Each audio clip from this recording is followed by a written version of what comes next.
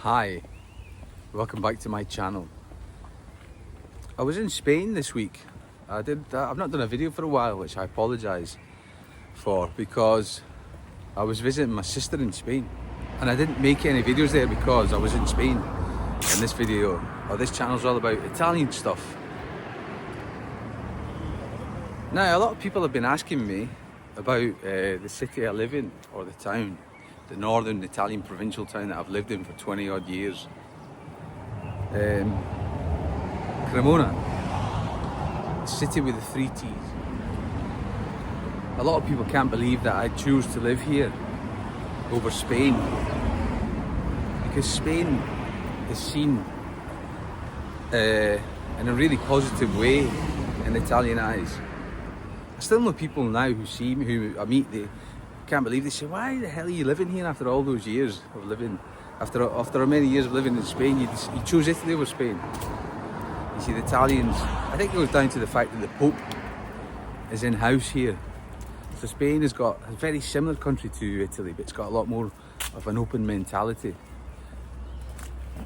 Walking around one of the main streets in Cremona that I live, one of the nicest.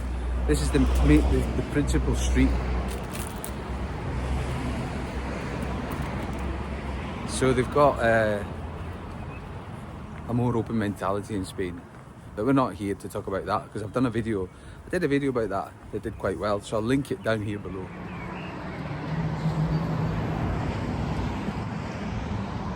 Look at these big houses here.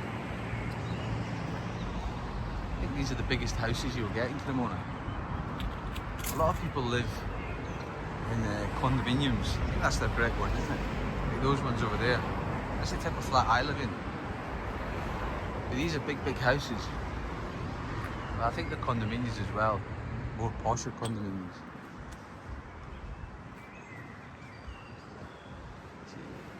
Get the names of the people there. It's well posh.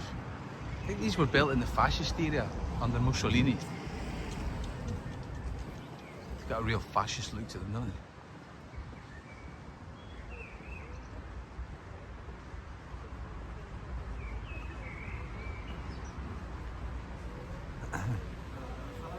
I made a video about the difference between Italian and UK schooling, and we're coming up now to the primary school that both my kids went to.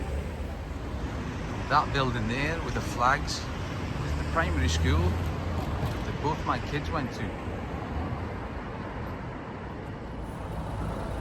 You see, it doesn't look like a prison, does it? I don't know what's going on with the schools in the UK. Recently when I went back, I saw that most of them looked like prison. That's it there.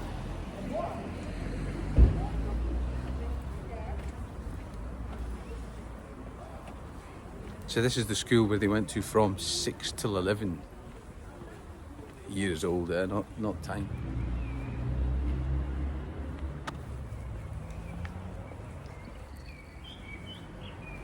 Going back to what I was saying about Cremona, it's famous for 3 T's. That's how you do 3 in Italian, not like that. The 3 T's are the Terrazzo, which is the belfry. It's the tallest in Europe. 112 metres, and I made a video about that as well, which I will link below. The second T is torrone, which is like it's a nugget type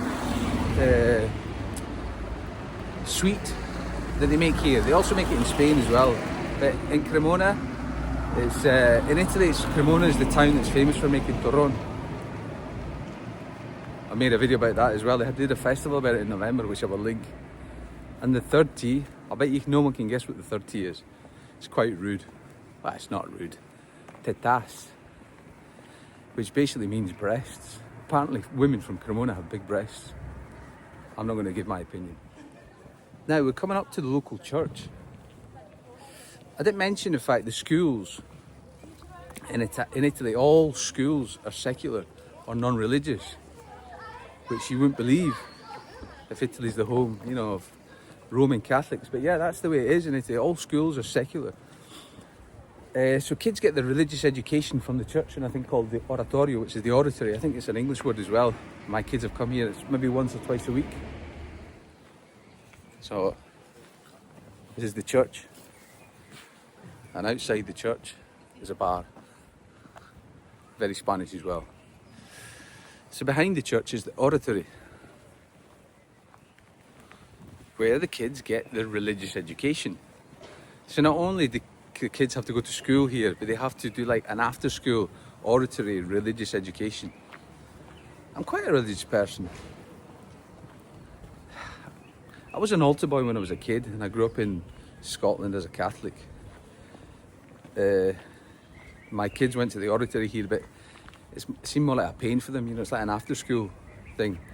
And if you have to go to somewhere after school and study, it's not going to be popular, is it?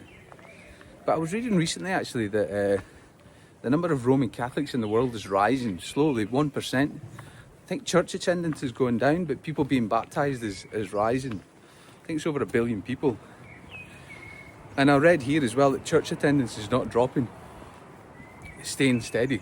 So there is quite a local community here, local Catholic community, which we're part of. So it is a tight-knit community. And that's one tradition, or one thing that I hope never changes. I really believe that in the UK, the rise of the welfare state, when the government thought that they could intervene in families, that was the ruin of the UK. For the sake of power or money, or whatever it may be. The government don't interfere in families here. There's a close-knit community, I would say, throughout the whole of Italy. It's changing, eh? Don't get me wrong, again, I go back to what I said in another video. The only constant in life is change. But the community tradition has stayed here. So this is our close-knit community. This is where we live, in Cremona. See how everyone lives in condominiums? That's it there. So basically a group of maybe 8 or 10 households. That's how most people live in the whole of Italy. Hardly anyone lives in a house. It's got positives and negatives. I would say the positive is, you know, the close-knit sort of family that you have. Everyone in your condominium seems to be, you know, you regard them as your family. The downside is you share a lot of costs with them. So it can create some issues. You know, you've got the condominium electricity bill, the garden to take care of. So most condominiums assign an administrator or a manager. They call it amministratore in Italian. And he takes care of all the bills. You have to pay him maybe on a quarterly basis. I think the fee that he charges is minimal, but he groups all the money together and pays all the bills. So every January, you have like a board meeting. They call it a board meeting in Italian. They're very proper here. And he goes over the accounts, goes over all the expenses, and you approve the P&L. So, yeah, and you know, you discuss any work that needs to be done, you know, any condominium work. If the stairs need to be redone, any condominium work needs to be done, it has to all be approved in that meeting. Sometimes they have extraordinary meetings as well. So they're all condominiums. Even the painting outside the condominium. Looking good is important in Italy. So they all have to have a good aspect, a good, nice painting, nice coat of painting outside. Look at these ones. Yeah.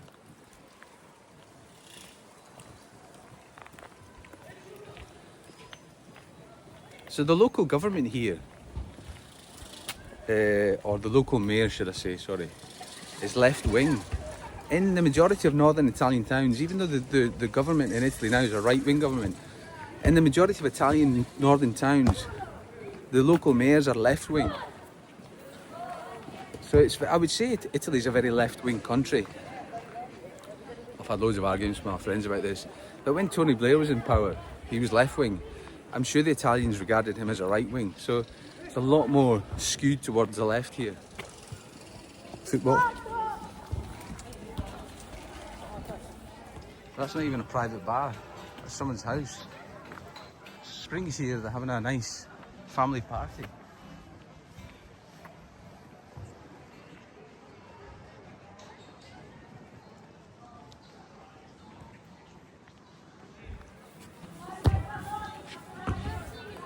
Made a video about Italy and football as well, which I'll link below. Why Italy always beat England. So I mentioned the 3 T's that Cremona are famous for. Obviously I forgot the most important thing that it's famous for, which is Stradivari, the famous violin maker. He lived many years ago though. It's boring stuff for YouTubers. One of the most famous people from Cremona is this guy here. I think you can just see him behind this guy here. Does anyone know who that is? That is none other than Gianluca Vialli. Or Vialli. And he's from this town. He grew up here. In fact, this is the oratory that he started playing football at. And he obviously went on to become a world famous footballer, played all over Europe. I think he only played in England. I don't think he played in Spain, but he played for Chelsea. He was the manager of Chelsea as well. Passed away a couple of years ago. Long live Vialli. So he's probably the most famous footballer, famous personality, or famous person that we've had from Cremona. Modern day. You always need to watch the road when you cross it in Italy. Crossing the road again. Another famous person we have in Italy is a female influencer. From the English-speaking world, probably no one's heard of her. Well, you may have done. Chiara Ferragni is her name.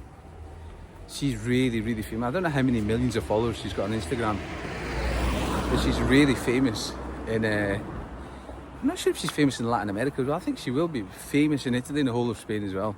I was in Spain last week and all my sister's family were asking me about her because she's from Cremona. Her father is a dentist. Her father, in fact, is still the dentist of my mother-in-law. So from a dentist family, she went on to be a multi-millionaire. She started a blog, can't remember how many years back, maybe 10, 15 years ago. It just went viral. And then from that she became an influencer. I think she lived as well, in fact I know she lived as well in Los Angeles. She married a really famous Italian pop star. They just split up actually. She was involved in a scandal last year about donating money. And I think a lot of her followers left her and she went down. In fact, I just read recently that the last company statements that she published, she lost 10 million euros or something. So that's it, this world, eh? The rise and the fall. Everything's quick nowadays. So yeah, I would say, and she's younger than me. She must be about 10 years younger than me. So I would say she's the most famous person we have. This is the local neighbourhood here. Again, that's the school my kids went to. The secular school, non-religious. Local pharmacy. One of the bars we have.